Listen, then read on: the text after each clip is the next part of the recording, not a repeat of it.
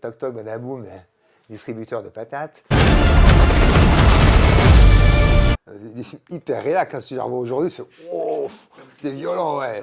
À l'époque, on voyait pas du tout le côté hyper facho. J'ai quelque chose pour toi. Une boîte de vigile qui a besoin d'un renfort. Ça allait rassurer un mec comme toi. C'est quoi un mec comme moi? Saison après Go Fast, vous aviez cette envie de retourner un nouveau film d'action. C'est une envie de ma part, évidemment, mais aussi d'un entourage qui me répétait régulièrement quand est-ce que tu refais un Go Fast, quand est-ce que tu reviens à ce genre de cinéma. Et j'attendais le projet. Et en fait, plutôt que de l'attendre, on l'a initié. On l'a initié en la personne de Florent, Emilio Siri. C'est Mathias Rubin, le producteur, qui l'a trouvé. On a discuté et on a développé, enfin surtout Florent, cette histoire, pour moi, avec un personnage qui me sied et un récit qui nous semblait original, en tout cas, d'essayer de faire un film d'action qui ne ressemble pas à ce qu'on a pu voir auparavant, en tout cas. Alors, on pense quand même clairement à Man on Fire. Parce que ça fait partie des inspirations, ouais, bien sûr. Après, dès que vous mettez un homme avec une jeune fille, c'est Léon ou Man on Fire, hein, ça va très vite. Hein, mais c'est marrant parce que Man on Fire, en plus, est déjà un remake du film de Chouraki. Après, c'est tout à fait assumé de la part de Florent d'avoir des inspirations, mais elles sont multiples. Je pense que si les gens s'attendent à avoir un Man on Fire bis, ils risquent d'être déçus parce que le film dépasse ça. Et c'était aussi un challenge physique à presque 60 ans de faire un film comme ça? Alors j'en avais 58 à l'époque. C'est pour ça que je dis presque. Ouais, non, mais ça, presque, ça veut dire 2 ans, c'est beaucoup. Mais bizarrement, je sais pas pourquoi, mais moi le premier, hein, on se vieillit beaucoup. En fait, le corps a plus que bien tenu. J'ai pu répéter à l'envi les scènes. En fait, c'est de la préparation. Il se trouve que j'ai une vie relativement saine. Je fume pas, je bois pas, je suis pas dans les excès. Et en fait, avec une bonne préparation, surtout endurante, hein, parce que quand on pense préparation, on pense muscu et tout. Il y en a eu, mais c'est surtout du cardio. C'est ça qui permet d'endurer et de répéter les scènes. Les chorégraphies, les combats, c'est de l'endurance essentiellement. Est-ce que vous avez l'impression que le film d'action est un genre sous-estimé en France? Complètement. Il y a une forme de snobisme par rapport au film d'action, même si c'est un cinéma qui, moi, personnellement, est d'abord le genre qui m'a fait venir dans les salles, mais il y a quand même un regard sur ce genre de film où on pense toujours que le personnage est une espèce de gros balourd, un peu teubé, alors qu'il y a des films d'action qui sont aujourd'hui des films d'anthologie. La saga Die Hard, c'est à mettre au panthéon des chefs-d'œuvre. Mais c'est important aussi, derrière tout ça, de créer quelque chose qui fasse qu'on donne envie. C'est-à-dire qu'il n'y a pas que l'action. Il y a évidemment des cascades, il y a de la bagarre, mais il faut un fond. Et peut-être que le genre, a été un peu galvaudé. Ouais, c'est devenu même une forme de série B par excellence, surtout à l'époque de la VHS. Vous disiez que c'est le cinéma qui vous a donné envie, qui vous a fait aimer le cinéma. C'était quel film à l'époque? À l'époque, c'est beaucoup Bruce Lee, évidemment, qu'on avait mis au Panthéon, mais Bronson, les Justiciers, des films hyper réac, hein, si je les revois aujourd'hui, oh, c'est violent, ouais. Ils tuaient que du noir, principalement, c'était eux la cause.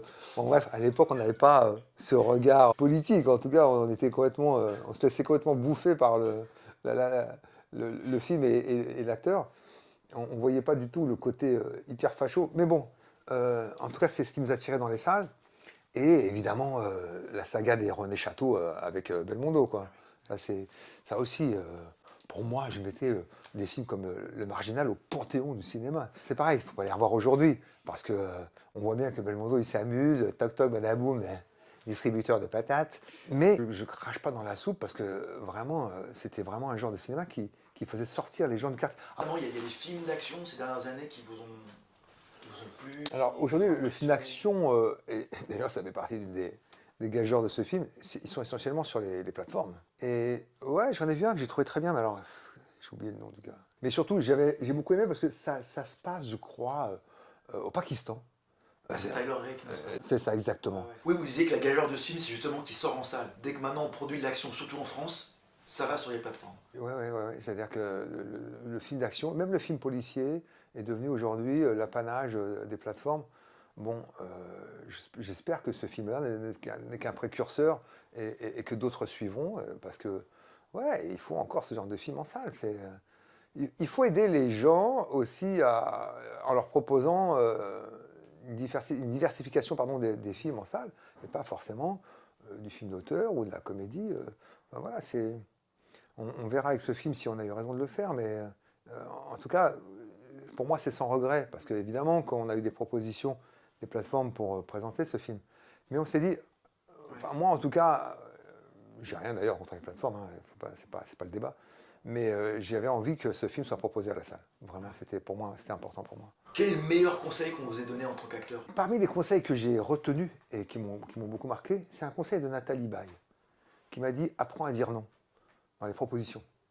Parce que quand on commence à avoir un peu de succès et d'être sollicité, effectivement, il y a beaucoup de propositions, notamment, surtout d'un point de vue sur l'aspect financier, qui sont intéressantes, mais pas forcément sur le fond. Et elle me disait, tu pourras faire une carrière que si tu apprends à dire non. Et c'est quelque chose que j'ai gardé à l'esprit et que je transmets aussi aujourd'hui quand on me demande. C'est vrai que quand on vous propose des sommes vraiment importantes et que vous êtes jeune et que vous sortez de votre campagne, de votre banlieue, de je ne sais où, c'est dur de dire non. Tu te dis, avec cet argent, je vais pouvoir acheter un appartement à mes parents ou quelque chose comme ça. Ouais. Sauf qu'il n'y en aura pas d'autres parce que...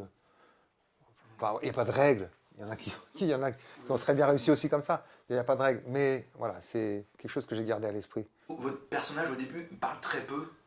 Est-ce que c'est compliqué, du coup, à jouer? Très. Enfin, imaginez-vous, moi en train de vous raconter le film sans vous parler. C'est un peu le même genre d'exercice.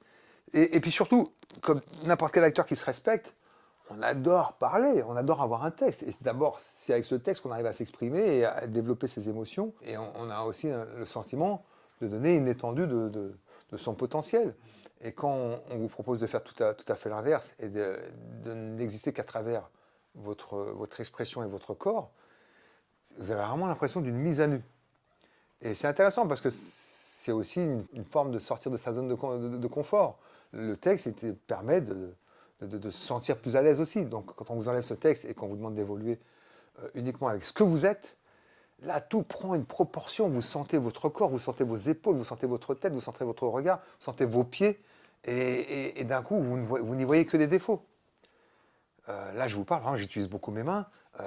Ça veut dire que si je ne parle plus, ça veut dire que je n'utilise plus mes mains. Et j'ai besoin de mes mains pour m'exprimer, moi. Je suis un oriental. Voilà. Donc, mais c'est très enrichissant à explorer. Et si le film marche, vous seriez prêt pour une suite? D'abord, effectivement, comme vous dites, il faut que le film marche. Et on est toujours prêt pour une suite, ça dépend de la suite, évidemment. Mais j'ai assez confiance en Florent pour trouver quelque chose qui soit meilleur que le précédent, parce que c'est la condition, c'est d'avoir une suite qui soit plus intéressante. Bon, merci beaucoup. Merci à vous. Merci beaucoup. Si un jour tu as besoin de moi, je serai là pour toi.